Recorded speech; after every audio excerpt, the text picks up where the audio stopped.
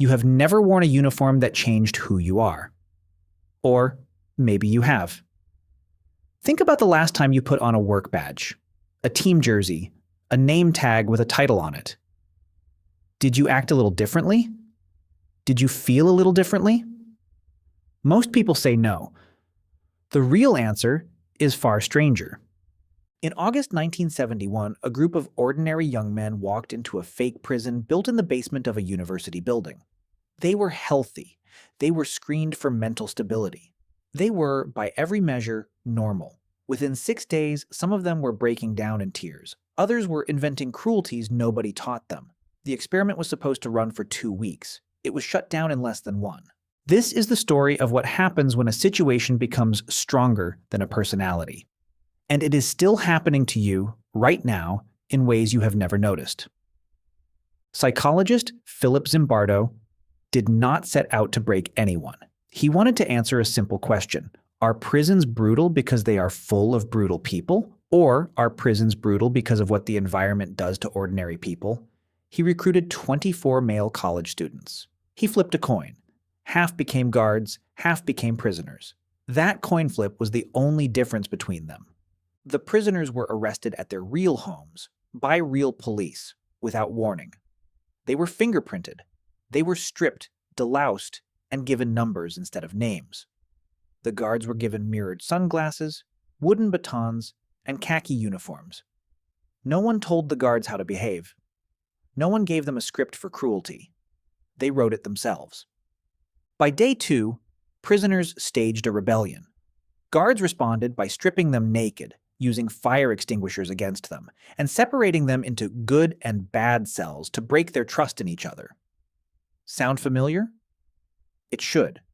This is a tactic used in real interrogation rooms and real authoritarian regimes. Nobody had to teach these college students that trick. The role taught it to them. Here is the part that should unsettle you. These guards were not chosen because they scored high on cruelty tests. Zimbardo specifically screened out anyone with signs of aggression or psychological instability. What he was left with was a group of average, well-adjusted young men. And within days, one of them, later nicknamed John Wayne by the other participants, was forcing prisoners to simulate degrading acts, for no reason other than the fact that he could. Was he a bad person hiding behind a good personality?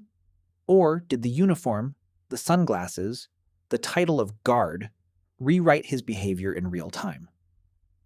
Psychologist Craig Haney, who worked alongside Zimbardo, later argued it was the second option.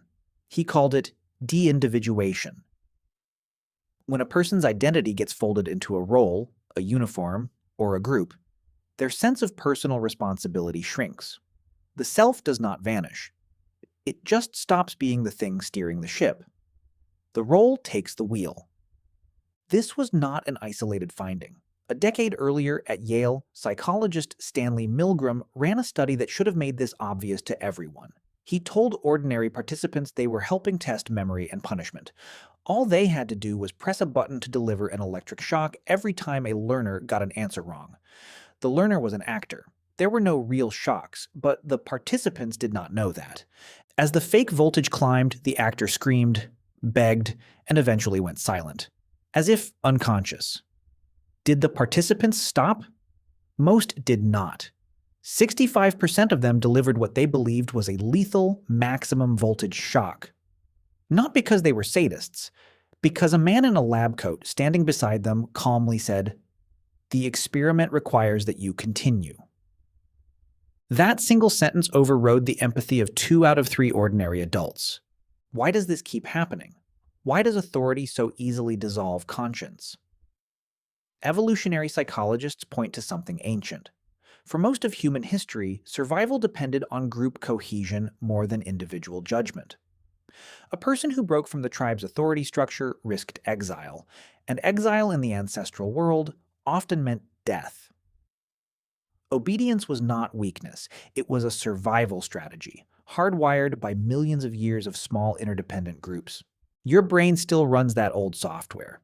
When someone in a position of authority tells you the rules of the moment, a very old part of you listens before the newer, more rational part gets a chance to object. This is not an excuse.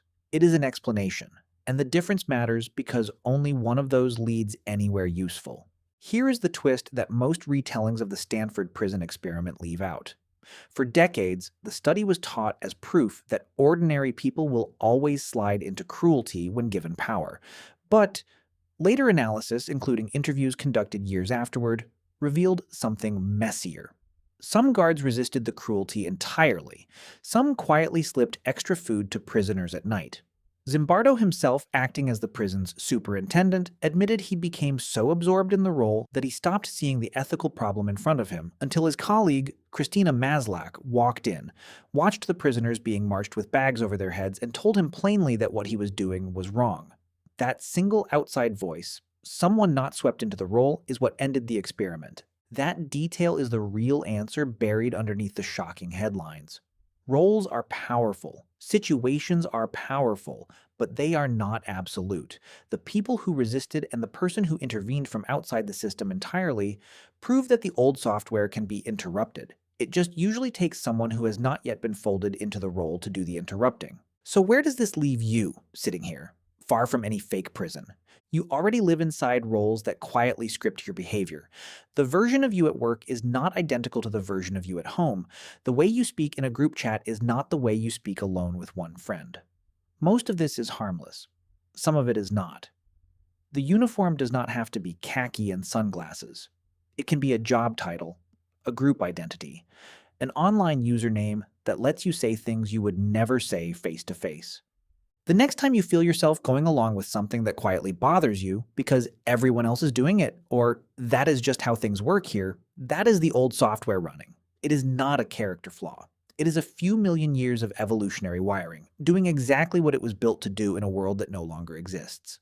The people who resisted cruelty in that basement in 1971 were not superhuman. They simply noticed the moment their role was asking them to override their own judgment, and they paused long enough to choose again. You have never worn a uniform that changed who you are, but you have worn a role. And the real answer is far stranger than you think, because the roles you wear every day are quietly writing a script you never agreed to read.